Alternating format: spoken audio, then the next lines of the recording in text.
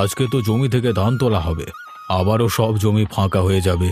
ছেলেপুলেগুলো জমিতে খেলাধুলা করবে, ঘুড়ি ওড়াবে, এসব দেখে সত্যিই খুব ভালো লাগে। মনে হয় যেন জীবনটা একেবারে ধন্য। ঠিকই বলেছেন বাবু, গ্রামের সকলে মিলে আনন্দে মিলেমিশে থাকলে খুবই ভালো লাগে। সবাই নিজের নিজের কাজ করলো, ছোটরা হই হুল্লোড় করলো, সবকিছু মাতিয়ে রাখলো, এসব দেখতেই ভালো লাগে। ঠিকই বলেছ। তা লোকজনদেরকে আজকে কাজে আসতে বলেছিলে তো? হ্যাঁ বাবু, বলেছিলাম। এতক্ষণে মনে হয় ওরা এসে কাজ করছে। চলো, আর তো চলে এলাম, গিয়ে দেখি ওদের কাজ কত দূর এগুলো।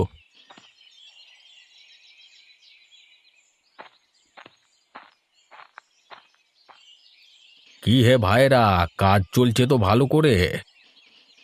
আরে হ্যাঁ কাকা, হ্যাঁ আমাদের কাজ ভালো করেই চলছে। কতক্ষণ লাগবে মোটামুটি এই জমিটা শেষ করতে? আর তো হয়ে এসেছে কথা, আধ ঘন্টার মধ্যেই এই জমিটা সাফ করে দিচ্ছি।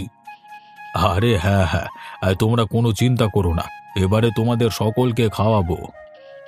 হরিপদ, এবারে ভাবছি আমাদের চাষের জমিটা ফাঁকা হয়ে গেলে গোটা গ্রামের লোকদেরকে একটা মহাভোজ দেব। কেমন হবে? হ্যাঁ, দারুণ হবে বাবু। হ্যাঁ, গ্রামের লোকেরা খুবই খুশি হবে। হ্যাঁ, মোটামুটি ধরে নাও 1 সপ্তাহের মধ্যেই ব্যবস্থাটা করতে হবে। ধানগুলো এখান থেকে তুলে খামারে পালুই দেওয়া হোক, তারপর সমস্ত কিছু করা হবে। ঠিক আছে বাবু, আপনি কোনো চিন্তা করবেন না, গ্রামের সমস্ত লোকেদেরকে বলবার দায়িত্ব আমার। হ্যাঁ, আর কি কি হলে ভালো হয় তার একটা আলোচনা আমাদেরকে করতে হবে। হ্যাঁ বাবু, সেটা সময় করে করা যাবে ক্ষণ। আচ্ছা হে, তোমরা মন দিয়ে কাজ করো, আমরা গেলাম কেমন? যাবার সময় টাকা নিয়ে যাবে আজকেই। এই ঠিক আছে বাবু, ঠিক আছে।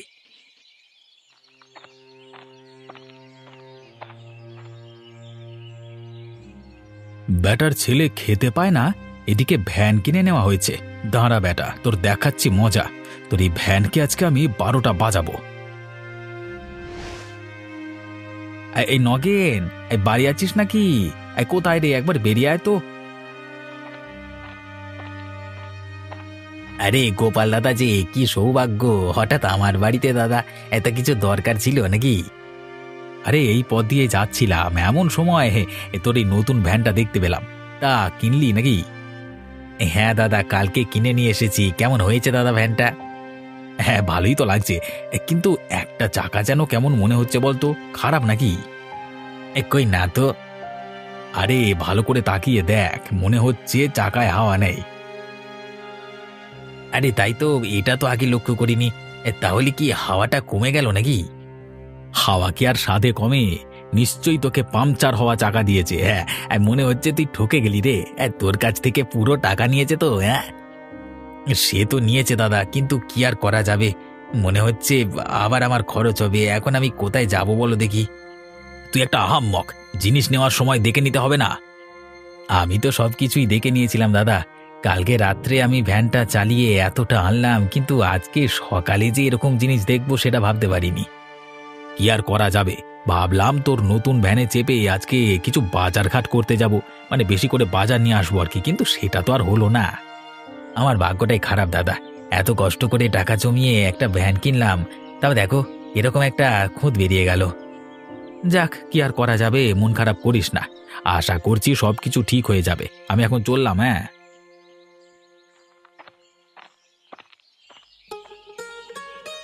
আরে ও কাকা, কোথায় চললে গো? এই তো রে ভাই, অবিনাশ বাবুর কাছ থেকে বাড়ি যাচ্ছি। তা অবিনাশ বাবুর ধান কাটা হচ্ছে নাকি? হ্যাঁ রে ভাই, আজকে হচ্ছে ধান কাটা। সামনের 1 বিঘা জমিটা এখন শেষ হয়ে গেছে, বাকি জমিগুলোর ধান কাটবে। ভালো ভালো, আমার তো ছোট জমি, বেশি দিন লাগবে না, 1-2 দিনের মধ্যেই একাই কেটে শেষ করে ফেলবো। আরে রতন, ভালো কথা। অবিনাশ বাবু ভাবছেন এবার একটা বিরাট মহাভোজের আয়োজন করবেন। তাই নাকি? তাহলে তো ভালো কথা। এবারে তাহলে ভালোভাবে একটা মহাভোজ খেতে পারবো আমরা, আমাদের খুব আনন্দ হবে। ঠিক বলেছ। তবে রতন, তোমাকে আগে থেকেই বলে রাখছি, অনেক দায়িত্ব কিন্তু পালন করতে হবে। সেসব নিয়ে কোনো চিন্তা করো না কাকা, আমি সমস্ত দায়িত্ব পালন করবার জন্য আছি। আর এদিকে নগের নতুন একটা ভ্যান কিনেছে, সেই ভ্যানের সাহায্যে সমস্ত জিনিসপত্র বয়ে নিয়ে যেতে সহজ হবে। বাহ, তাহলে সব ঠিকঠাক। এইভাবেই চলতে হবে, বুঝলে? ঠিক আছে কাকা, তুমি তাহলে এখন এসো। হ্যাঁ, আমি একটু জমির দিক থেকে ঘুরে আসি। হ্যাঁ বাবা, আয়।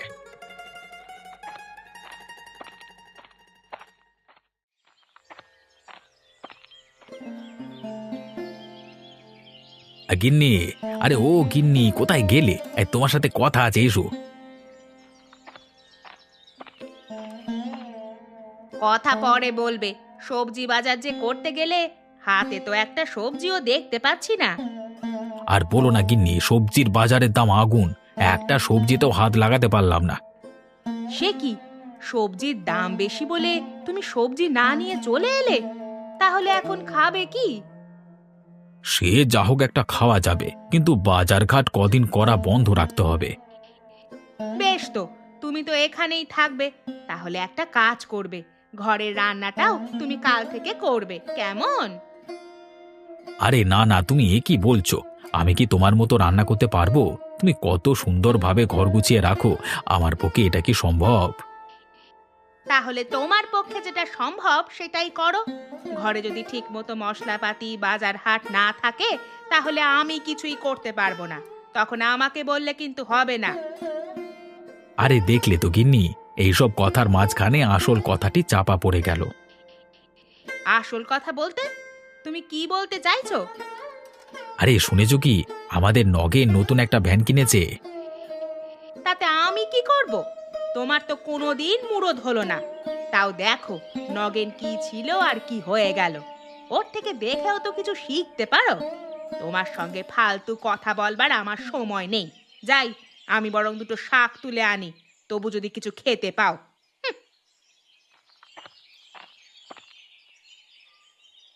যা বাবা, কি বলতে গেলাম আর কি হয়ে গেল! গিন্নিটা না একদম আমার বিপরীত। তোমাদের কাজ কত দূর? হয়ে এসেছে প্রায়। এরপর কিছু ধান এতক্ষণে পালুই দেওয়া হয়ে গেছে।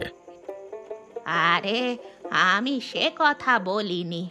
তোমাদের মহাভোজের আয়োজন কত দূর? দাঁড়াও দাঁড়াও, এত তাড়াহুড়ো করলে হবে? আজকেই তো কথা হলো, এরপর আমাদের সবকিছু ব্যবস্থার জন্য আলোচনা করতে হবে। দাঁড়াও। আরে দাঁড়াতে পারছি না গো। অনেক দিন বাদে এমন মহাভোজ হতে চলেছে, এত অপেক্ষা করালে হয়? তা তুমি যা বলেছ গিন্নি, সত্যি এত অপেক্ষা আর করা যায় না। তুমি কালকে গিয়ে বাবুকে বলো যত তাড়াতাড়ি সম্ভব আয়োজন করতে। ওরে বাবা, এইদিকে যে অনেক কাজ আছে গো। গ্রামের মানুষকে নেমন্তন্ন করতে হবে, বাজার ঘাট, অনেক কিছু। ও সব নিয়ে কোনো চিন্তা করতে হবে না। গ্রামের লোকেরা একবার যদি শোনে বাবু মহাভোজ দেবে, তাহলে সকলে মিলে সাহায্য করতে চলে আসবে। তা তুমি যা বলেছ, ঠিক আছে, তাহলে আমি কালকে বাবুকে গিয়ে বলবো। হ্যাঁ, মনে করে বলবে কিন্তু, ভুল যেন না হয়। আচ্ছা, আমি এদিকে কাজ না করে বসে আছি, আর ওদিকে অন্য লোকেদেরকে দিয়ে কাজ করিয়ে ধান তোলা হচ্ছে, তাই না? বেশ, তাহলে এবার দেখো মজা, ধানগুলো তোমার গেল।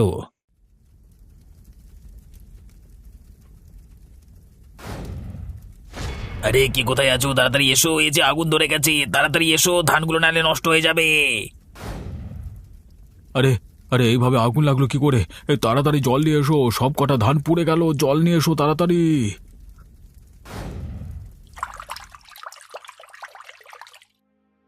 সব কটা ধান কি নষ্ট হয়ে গেল? একটু দেখো না গিয়ে তোমরা। খুব বাজা বেঁচে গেছেন বাবু, ভাগ্যিস আমরা ঠিক সময় মতো দেখতে পেয়েছিলাম। ভাই ভাই, তোমরা আজকে না থাকলে সত্যি কি অঘটনটাই না ঘটে যেত। তোমাদেরকে অসংখ্য ধন্যবাদ। কিন্তু ব্যাপার হলো, হঠাৎ করে আগুন লাগলো কি করে? এখানে তো আগুন কিছু ছিল না। নিশ্চয়ই কেউ রাতের অন্ধকারে এসে বদমাইশি করে কাজ করে গেছে। যদি তাকে কোনোদিন ধরতে পারি না, তাহলে মজা দেখিয়ে ছাড়বো। সত্যি আমার সঙ্গে তো কারোর শত্রুতা নেই, তবে কে এমন কাজটা করলো?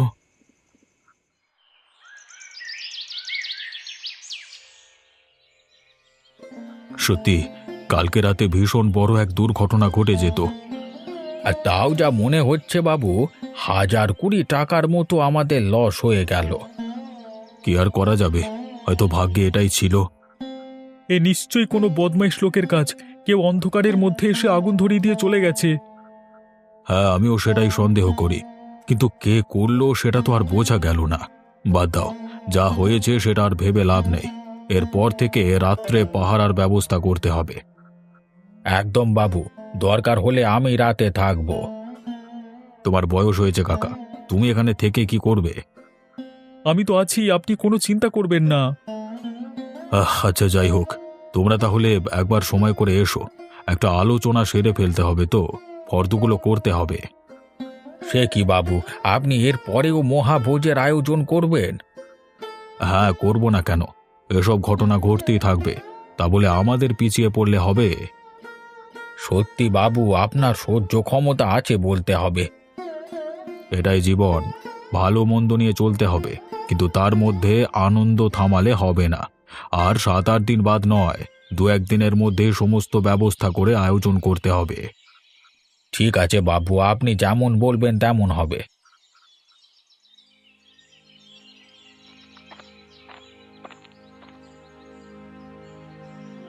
কি গো, তুমি এখানে বসে আছো যে?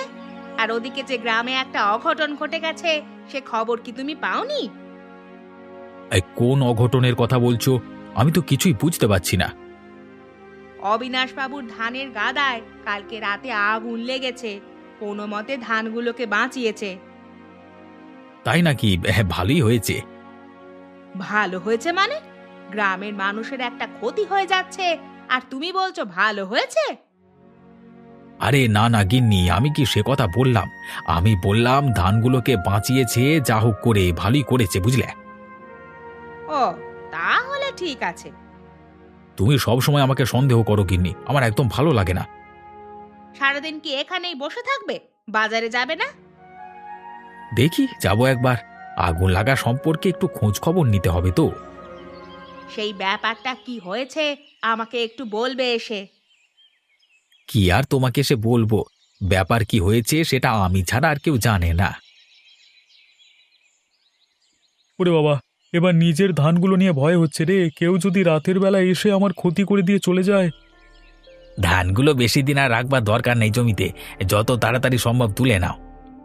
তাই করতে হবে। বেশি দিন আর এখানে রাখা যাবে না। যত চোখের কাছে থাকবে ততই ভালো।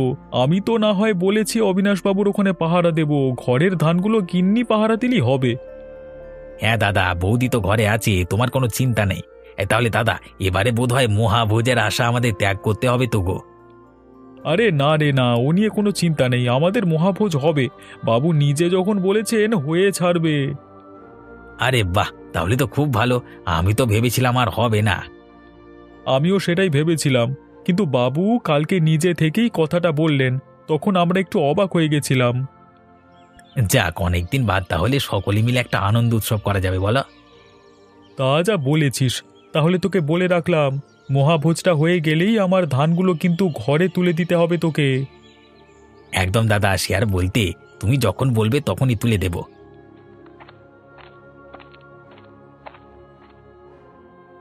আরে ভাইরা, এই তোমাদের এখানেই পেয়ে গেলাম। তা তোমরা কি গল্প করছো?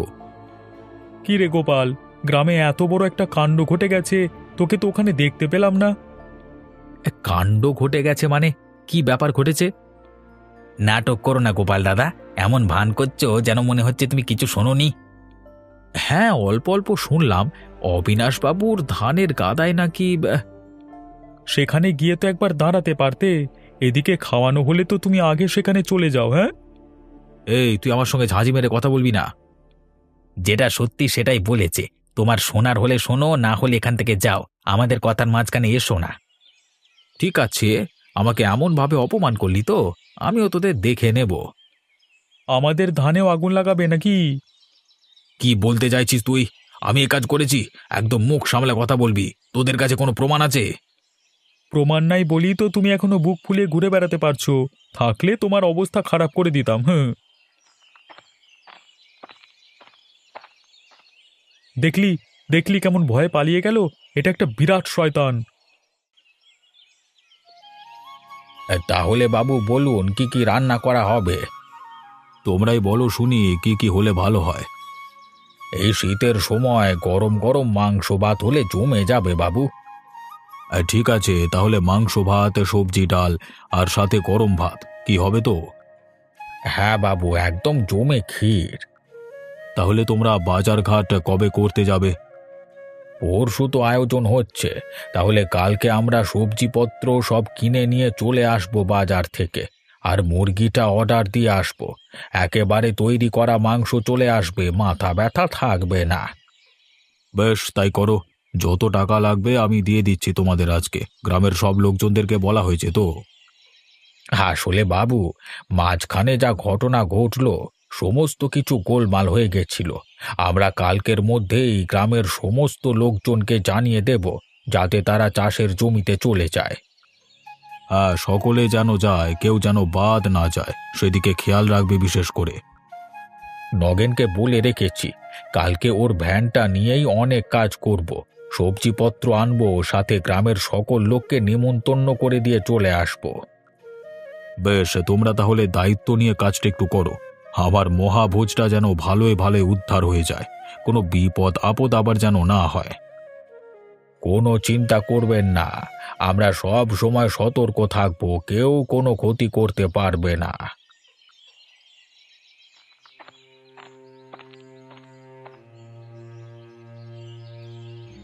বেটা নগেন, কালকে আমাকে খুব অপমান করেছিলিস তাই না?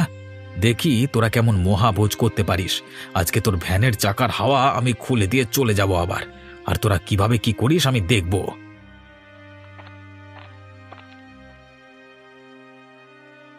আরে গোপাল, তুই এখানে কি করছিস? তুই ভ্যানের চাকার কাছে বসে আছিস কেন? মানে না মানে একটু বসেছিলাম আর কি। মানে একটু বসেছিলিস বেটা বদমাইশ? তুই আজকে আবার নগেনের ভ্যানের হাওয়া খুলতে এসেছিলিস তাই না? না না মানে আমি আমি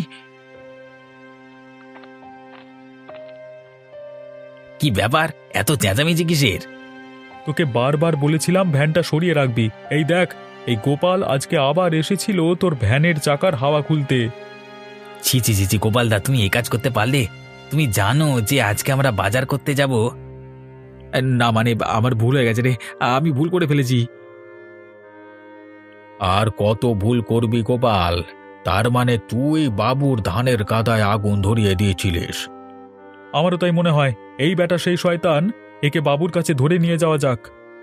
ভাই ভাই, এবারের মতো ছেড়ে দে। আমি আর জীবনে কোনোদিন এরকম কাজ করব না।